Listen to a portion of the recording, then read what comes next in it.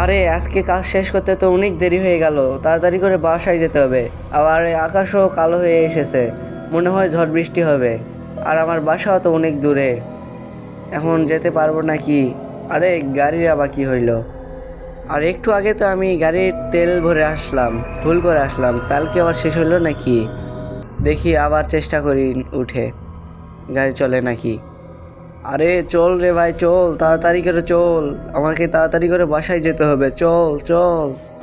আরে ভাই চলে না কেন, মনে হচ্ছে হেঁটেই নিয়ে যেতে হবে। আরে এই সময় আবার বৃষ্টি এলো। আরে নাতি, এত রাতে তুমি এখানে? গাড়ি কি নষ্ট হয়ে গেছে?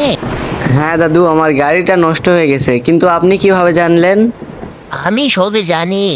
তো আজকে তো বৃষ্টি হইতেছে, এখানে আমার একটা বাসা আছে, চল আমার বাসায় গিয়ে থাকবি আজকে।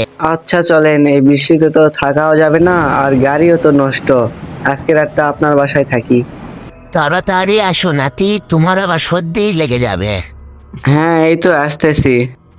আর নাতি, আজকে তুমি এই ঘরে থাকবা, আর যদি কোনো সমস্যা হয় তাহলে আমাকে ডাকবা, ঠিক আছে? আচ্ছা ঠিক আছে। আর নাতি, তুমি কি খাবার খাইছো? কিছু খাবার খাবা না? আরে না দাদু, আমি খেয়ে আছি, আর আপনিও খেয়ে ঘুমান যান। আর এখন আমি ঘুমিয়ে পড়ি, আবার কালকে সকালে যেতে হবে। রাত 1টার সময়। আরে মনে হচ্ছে তো কি যেন ভয়ানক শব্দ ভেসে আসতেছে। আমি কি দাদুকে কি ডাক দিব? না, এটা মনে হচ্ছে আমার মনের ভুল। দাদুকে ডাক দেওয়া ঠিক হবে না, ঘুমিয়ে পড়ি। আরে সকাল হয়ে গেছে, উঠি। উঠে দাদুকে গিয়ে বলে আমি বাসায় চলে যাই। দাদু, দাদু, কই গেলা দাদু? আরে মনে হচ্ছে তো বাসায় নেই, কোথায় মনে হয় গেছে নাকি। আচ্ছা দেখি বাহিরে দাদুকে পাই নাকি, না পাইলে না বলে চলে যাব। আরে এদিকে দেখতেছি চারিপাশে শুধু কবর, রাতে তো আমি তো দেখতেই পাইনি। এখানে বেশিক্ষণ থাকা যাবে না, আমি তাড়াতাড়ি করে চলে যাই এখান থেকে, এটাই ভালো হবে। আচ্ছা আজকে তো দাদুর সঙ্গে দেখা হলো না, আমি চলে যাই। দেখি বাইকে চলে যাওয়া যায় নাকি। আরে আরে বাইক তো ঠিক হয়ে গেছে, এটা কিভাবে সম্ভব? বাইক তো নষ্ট হয়ে গেছিল, এটা কিভাবে সম্ভব? এই তো একজন আসতেছে, দেখি জিজ্ঞেস করে কিছু জানতে পারি নাকি। ভাই এই বাসায় একটা দাদু থাকে, সেই দাদুর সম্পর্কে কি তুমি কি কিছু জানো? না ভাই, আমি এগুলো সম্পর্কে কিচ্ছু জানি না। আমার কাজ আছে ভাই, আমি চলে যাই। আরে লোকটা চলে গেল, আমার তো মনে হচ্ছে লোকটা কিছু জানে, আমাকে বলতেছে না। এ ভাই শুনেন, ভাই শোনেন শোনেন। আরে ভাই, আবার কি হইলো? ভাই আমার তো মনে হচ্ছে আপনি কিছু জানেন, প্লিজ ভাই বলেন না, বলেন। এত করে যখন বলতেছেন তাহলে শোনেন, অনেক দিন আগের ঘটনা। আরে শুনছি এই বাসায় নাকি একটা বুড়ো একলাই থাকে। আবার শুনছি এই বুড়োটার বাসায় নাকি অনেক ধন সম্পদ আছে। যে করে হোক আজকে আমাদের এই বাসায় ডাকাতি দিতেই হবে। তো বেশি দেরি করাও যাবে না, আশেপাশেও তো কেউ নেই। মনে হচ্ছে বুড়োটা বাসায় আছে। যে করে হোক আজকে ওকে মেরে হলেও ডাকাতি করতেই হবে।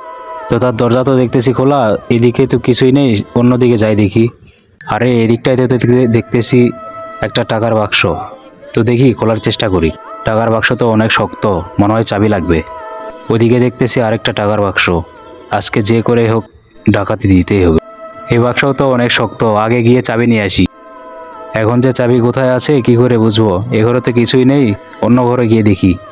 সামনের ঘরটাতে গিয়ে দেখি কি আছে। আরে এই ঘরেতে বুড়ো আছে। এই বুড়ো ওঠ, ওঠ। কে বাবা তুমি? এত রাতে আমার ঘরে কি করছো?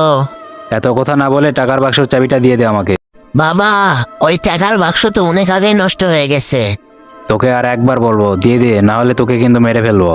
তোমাকে তো আগেই বললাম নষ্ট হয়ে গেছে। তাহলে মর বেটা বুড়ো।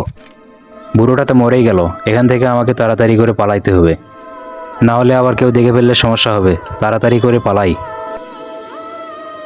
অন্যদিন এসে না হয় বুড়ো সব কিছু লুটে নিয়ে যাব। অন্যদিন এসে আগে চাবি খুঁজবো, আজকের জন্য তাড়াতাড়ি করে পালাই। পরিস্থিতি ঠান্ডা হওয়ার পর আবার একদিন আসবো। সেদিন আসার সময় আরও একজনকে নিয়ে আসবো এবং পুরো প্রস্তুতি নিয়ে আসবো। আর টাকার বাক্স যদি ভাঙতে পারি অবশ্যই সেদিন বড়লোক হয়ে যাব। আরে বাবা এই ঘটনা! তারপর থেকে এই রাস্তা দিয়ে যেই গাড়ি যায় নষ্ট হয়ে যায়, আর ওই দাদুর সঙ্গে যে ওই ঘরের ভিতরে যায় আর ফিরে আসতে পারে না। তাহলে আমি কিভাবে বেঁচে ফিরলাম আর আমাকে কেন মারলো না? সেটাই তো বুঝতে পারতেছি না, এই দাদুর কথা শুনে যেই ভিতরে যায় আর ফিরে আসতে পারে না। তো আপনি কিভাবে ফিরে আসলেন? তো গাইস, আজকের পার্টটা এই পর্যন্ত। পরের পার্ট দেখতে চাইলে লাইক সাবস্ক্রাইব করে একটা সুন্দর করে কমেন্ট করেন।